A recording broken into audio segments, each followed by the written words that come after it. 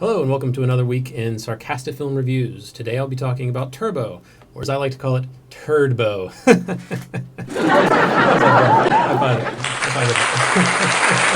There's no one there.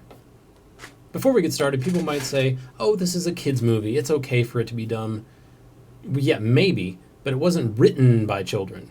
See, somewhere there are these writers who sat down and thought it was a good idea for a snail to be able to move fast enough to enter into the goddamn Indy 500.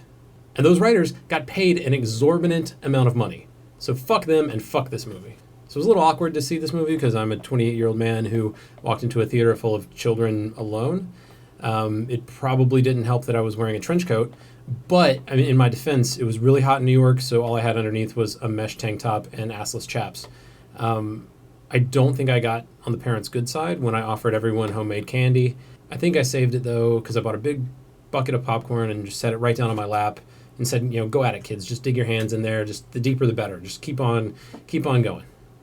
That being said, I think we can agree that children are the worst people on the planet. The entire movie, they just sat there screaming every time the goddamn snail showed up, Turbo, or he's going fast. Of course, we're all watching the same movie, you little bastard. We know what's up. By the end of the movie, I wanted to stand up and scream, Santa's not real, and your parents don't love each other.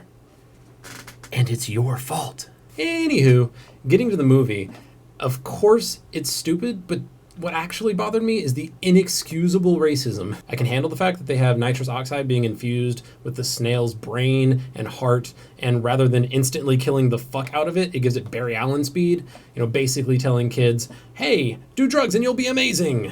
What actually bothered me is the main human character is a Mexican-American, and what, pray tell, do you think his job would be?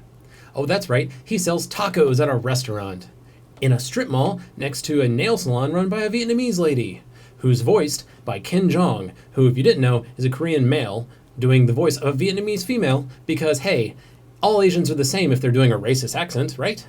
On top of the preposterous idea that a human being actually enjoys spending his free time racing snails, when his brother sees that this particular snail can go over 200 miles an hour, yeah, that's right, science, he looks at his brother and says the following sentence exactly. You're supposed to be selling tacos, not racing snails. Excuse my racist accent, but fuck it, they did it first. So apparently, not only can this snail read, write, and understand English, it can go over 200 miles an hour, and homie's just like, tacos, because Mexican. So look, this movie is just terrible. 0 out of 1,000.